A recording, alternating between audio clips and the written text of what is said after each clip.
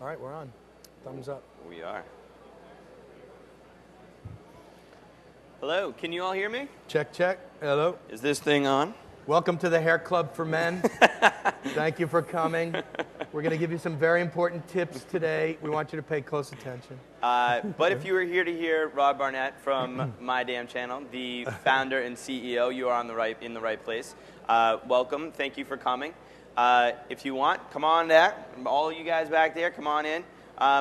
Because Rob is actually, this is a really interesting story Rob has to tell. For everybody here, why don't you spend a couple seconds and tell everybody kind of a thumbnail of your journey, where you kind of have gone in your career and where you are now. Well, I've worked in OLD media for a long time, both based on content creation and programming content. So I had a couple long runs in radio, a long run in television at MTV and VH1 for about a dozen years. And then I was, depending on how you look at it, my last job was president of CBS Radio, or the idiot who had to replace Howard Stern. So, How'd that go for you? That was fun. Yeah, that was good fun. Actually hired Adam Carolla, which worked out really well on the West Coast. And we're going to be doing more stuff with Adam in our new world now. So great. So for the audience here, what is My Damn Channel? Well, My Damn Channel is in our 4th year, which in the mathematical equivalent of web years is about 168 years old. We focus on 3 areas. The best original content that we can make with the biggest talent, and branded entertainment series for major partners that we'll talk about in a minute. So we have a really short sizzle reel. Yeah, we'll show it to you. The clip. The pipes are great. The pathways are great. What the hell's going to go through them? The answer is something you want to watch.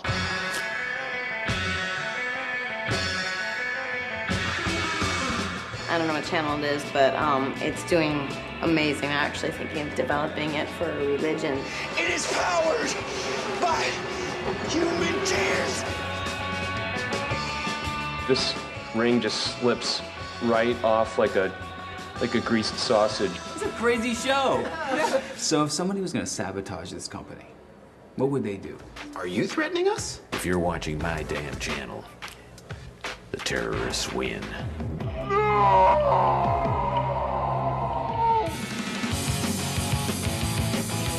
I'm Ozzy Osbourne, and you're watching My Damn Channel. Great hair. Thanks. Is it real? Oh, it's nice you're making a friend over there. Put it in go face. I'm Michael Ian Black, and I love My Damn Channel. Michael, that's ridiculous. Is it? I think it sounds wonderful. I'm a shop owner. You're a wage slave. It's just wrong, wrong, wrong. She could drink. That's true.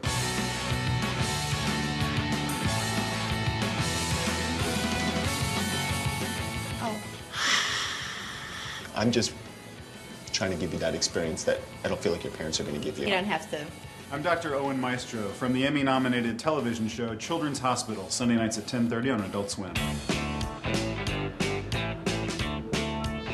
Okay, that was weird. No, what's weird is that I'm totally pulling this off.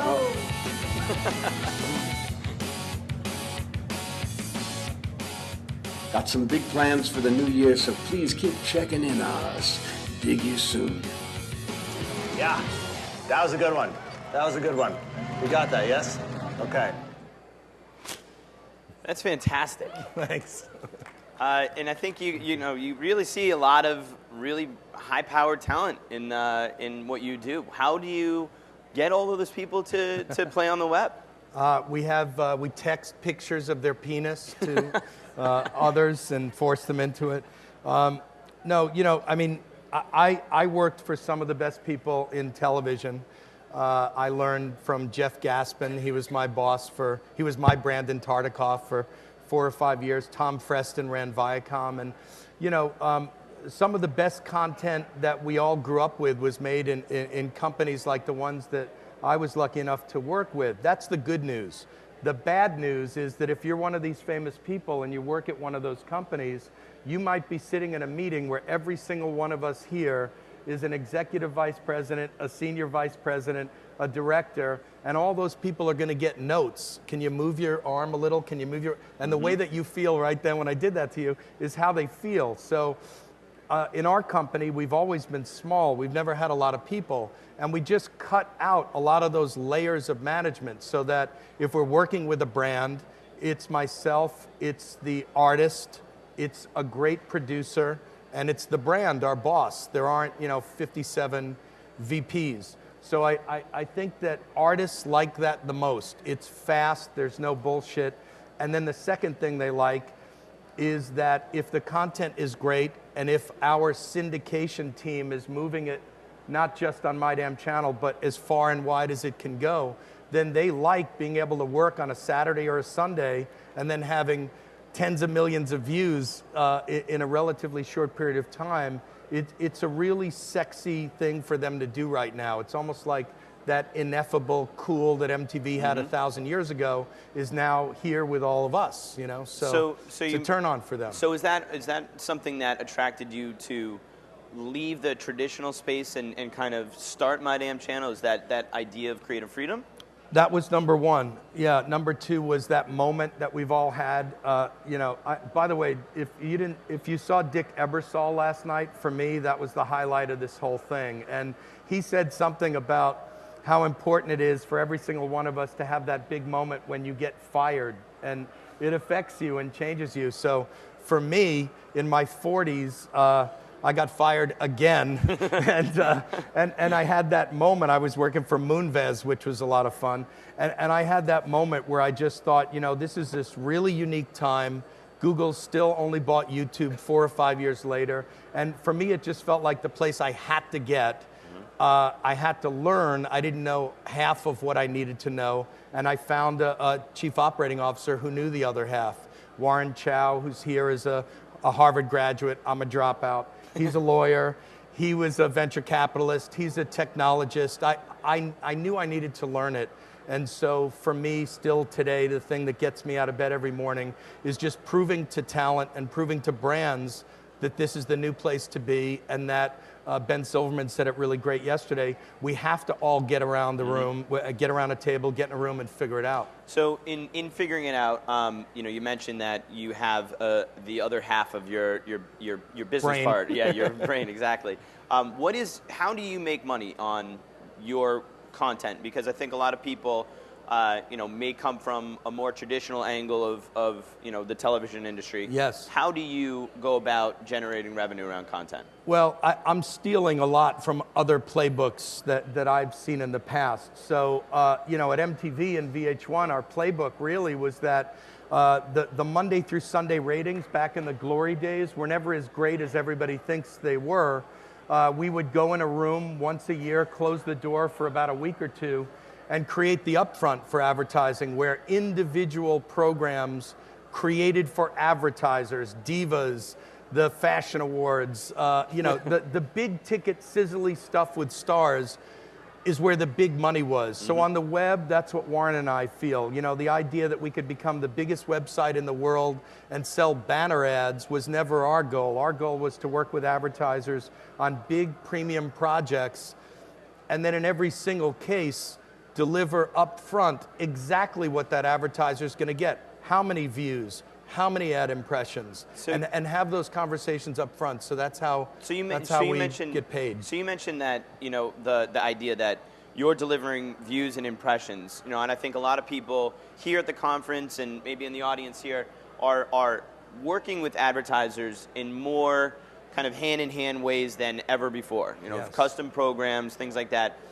How are you selling to advertisers? When you're going into a room with them, are you guaranteeing them views? How does this work? Yeah, we don't use the V word in our company. I think the V word is a very, very overused concept that, trust me, we're going to make something so great, the talent so awesome, that it'll go viral and get some undetermined buzz and brand lift.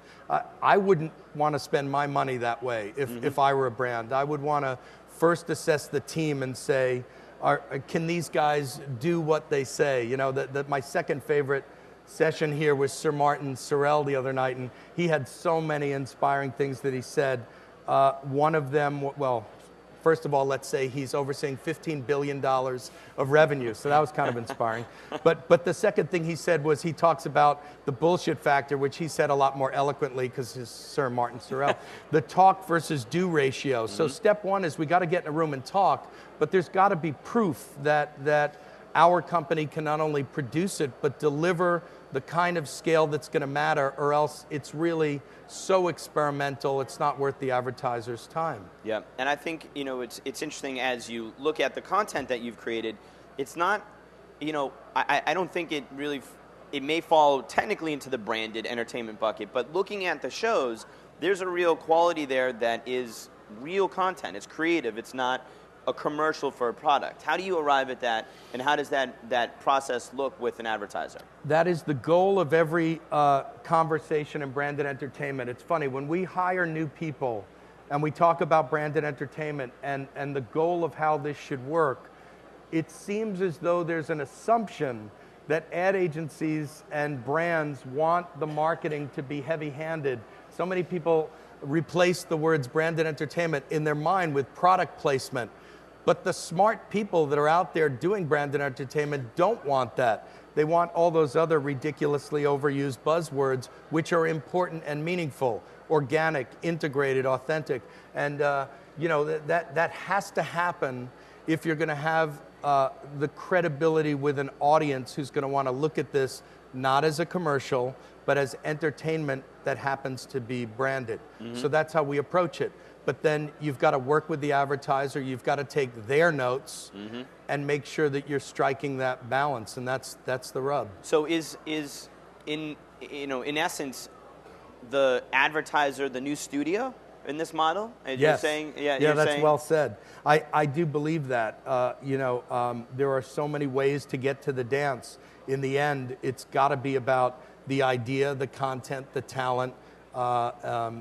But yeah, we're all filmmakers, right? Yeah, that's what's happened. That's what's different, and that's what's so amazing about coming to something like NATPE. Everybody is a content creator. So speaking of the conference in general, and obviously there's a wide range of the kinds of panels and discussions that everybody's having, but it is essentially a television conference. So how does what you do model with or feed into, or do you even care about television as an end goal, or is it something that you see as just platforms merging in another window for your content? Yeah, it's a really key question. We had a lot of conversation in the beginning about intention. And we also separated the world kind of conveniently into three buckets. The YouTube idea, aggregate as much video as possible from as many sources as you can, build your traffic. We rejected that for a number of reasons. The second model, let's call it the Hulu model, repurpose other work that exists on television and other places, put it on the web. We always stole from the HBO Showtime playbook. We always believe that the good shit wins, and focus on the content, focus on delivering big projects that are made for this audience, not fake TV shows. We're going to make an announcement in a few minutes about a new project.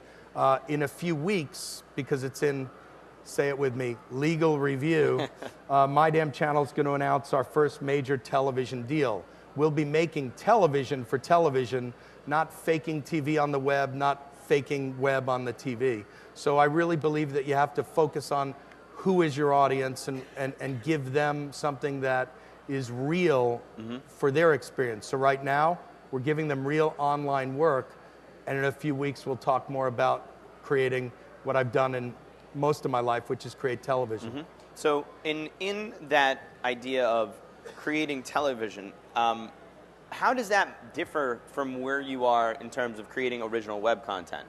Is it the same process to you, and just add more money? Or how does that, in your mind as a business, I love the kind of content you do online. Obviously, it scales at a different level on television.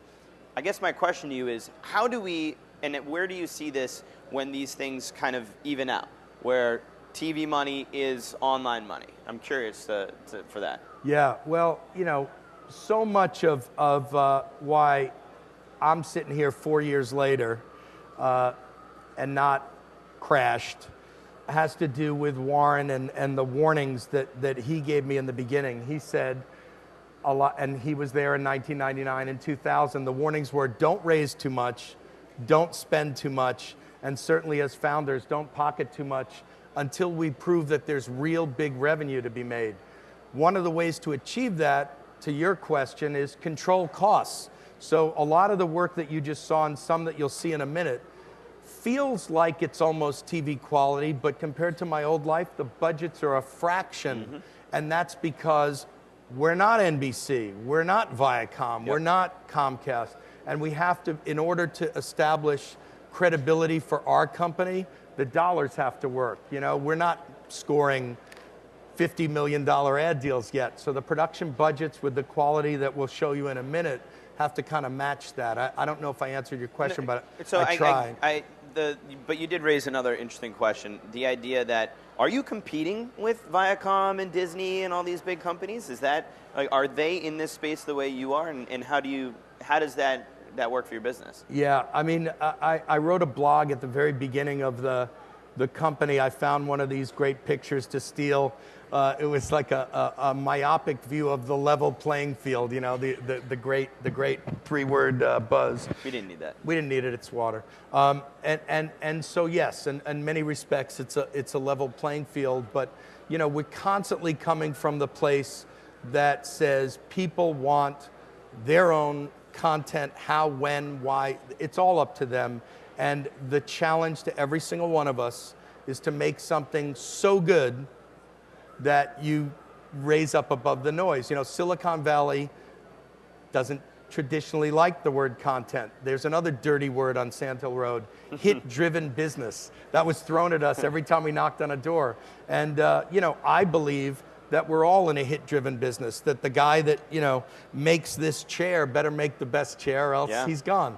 So it is about hits. It's about, I broke it, see? See? It's not a good chair. No, he is not a good hit driver. It's always about hits. It's always about making the good stuff, you know? Yeah. So, and you know, in talking about the traditional companies, you have a rather big announcement to make. Yes, we are really excited to show you for the first time ever a short reel of a guy that we are certain is the next Jack Black, Jonah Hill, Zach Galifianakis. Some of you may know him, but in a few weeks, Matt and Trey from South Park are opening their first ever Broadway musical. The show is going to be called The Book of Mormon. It's produced by Scott Rudin, who has a little bit of a track record. And the guy that you're about to see is the star of that Broadway show, which is going to be not only hysterically funny, but controversial. The project that we've done, and we'll be announcing, I think within the hour, is a co-production with BBC Worldwide Productions. This is a character that Josh Gad has created for us called Gigi, and Gigi is almost American. We think we might have the next Borat, and please take a look.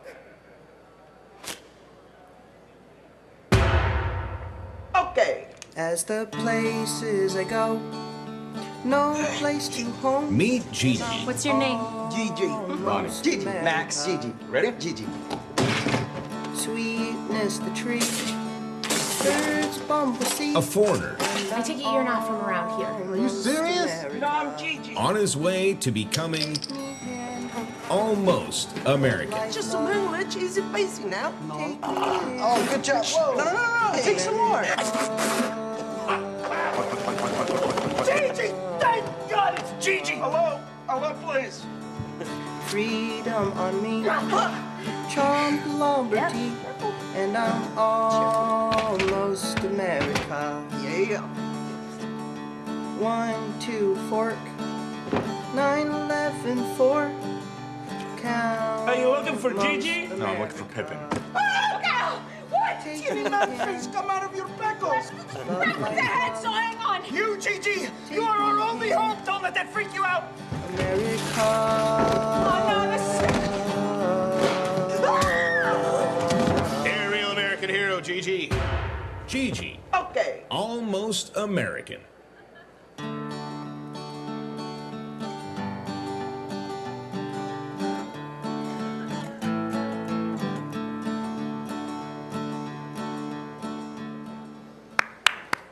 Nicely done. Nicely done. Thanks. So tell us a little bit about Gigi. Well, this is a project that was developed first at the BBC. It's their first entry into a digital series. They brought it to us. They showed us it's always better. People always ask, how do you pitch? It's hard to pitch off a page, so they had an early version of this character. We saw it, and in the first few minutes, we were certain that we had the guy. Yep. And it's been really fun. He has a comedy troupe called The Lost Nomads. That's his wife in real life. Ida is also a producer on the show. They really had their first baby about 6 days after we shot. So this is like a family production, but you know, it's easy to say we're going to win the lottery. You know, we think this thing has wings. Where is this going to be distributed? Is this a web-specific property? Is this? It is in phase 1, but one of you up here is going to pounce on me and write a really big check. Lots of zeros. And so as this and other content goes for you, is an end goal for you television licensing? Is that something that is important to you as a business?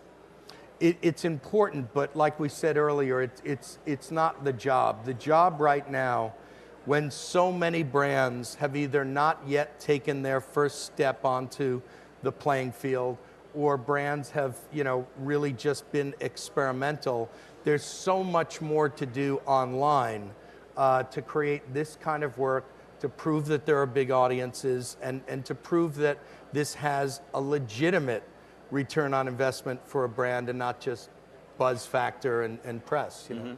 Now, speaking of that return on investment for advertisers, how does that, when you're talking about pitching a show, you know, I think that you know, again, there's probably a lot of traditional people here as well as digital people.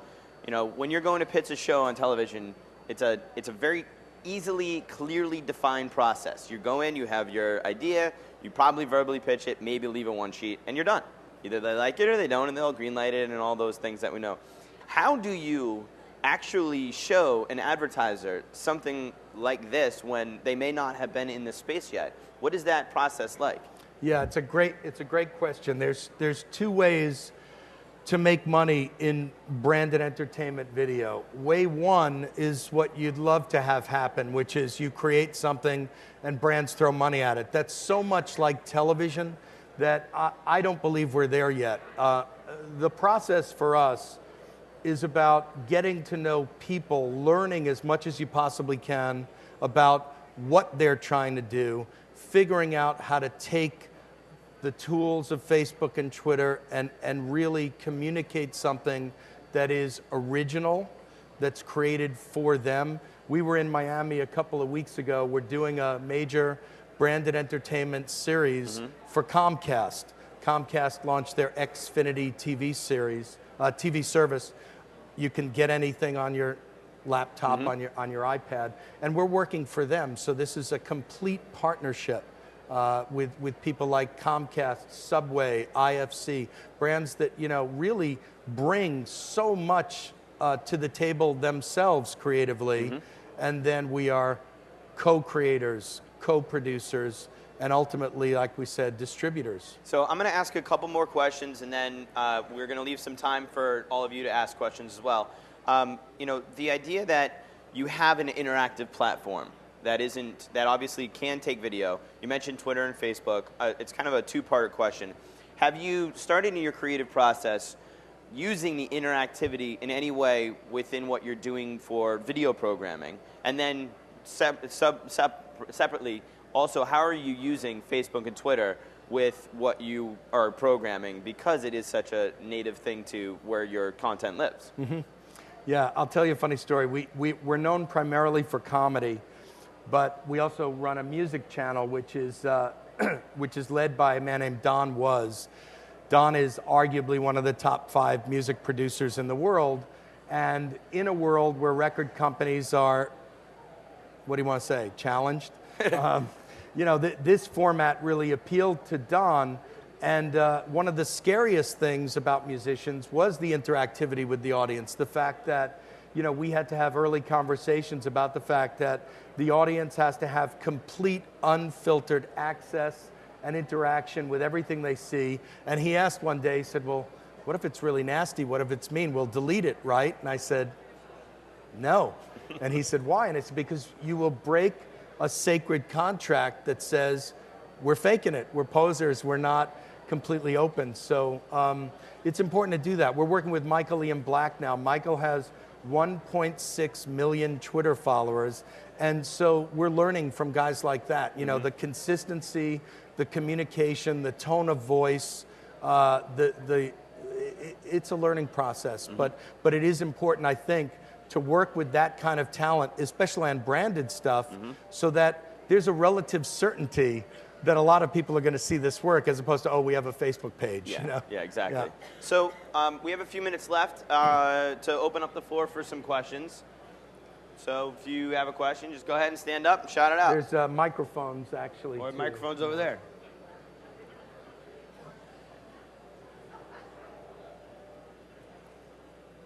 Just got one. Yep, we got one right here.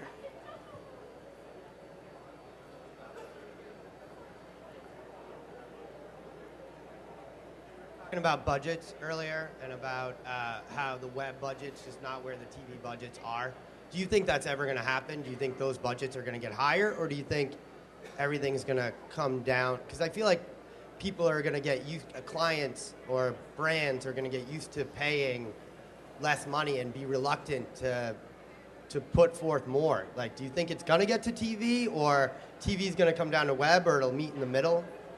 That's a really good question. I think because we're still in the early days, there are essential rules and regulations about what an advertiser thinks is kind of fair market value for video today. I'm not going to quote you those numbers because it depends on the idea, right? It depends on what you're doing. So I believe that in the next couple of years, as more success happens, as people prove that this stuff is actually working, those budgets will increase. But certainly here at a convention like this, you've seen television make a radical shift to a large amount of programming that is less expensive. So the two worlds, I think it's a great question, because the two worlds are fighting each other and price is stuck somewhere in the middle. I don't know if I nailed that answer, but I think it's you're hitting on an essential question. We have another one back here.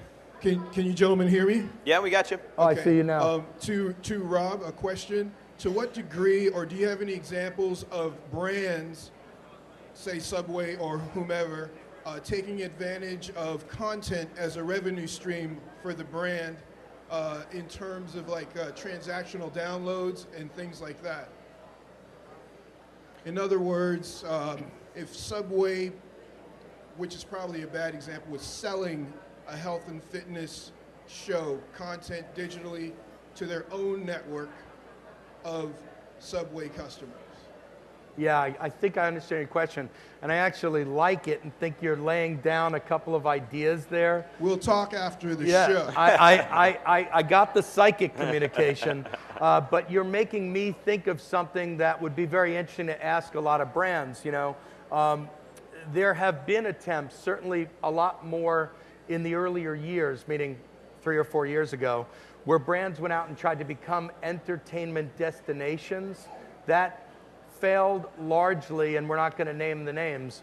So I think it's important for brands to find their home in entertainment with places that have a true entertainment voice. So that's one part of your question. The second part I think is kind of genius, which is a whole nother version of ROI, which says, sell my sandwich specifically. That's what I heard you say. And I don't know that I've seen it, but you've just gotten me excited to want to think about it. So that's going to require alcohol, and you know, we'll do that later. Well, and on that note, I think it's time for us to wrap up here. Any last parting shots? No, thanks. If you haven't looked at it, I guess I'll give the 5-second commercial, mydamnchannel.com, and thanks for listening. Thank you all for coming, yeah. and we'll see you around. Thank you.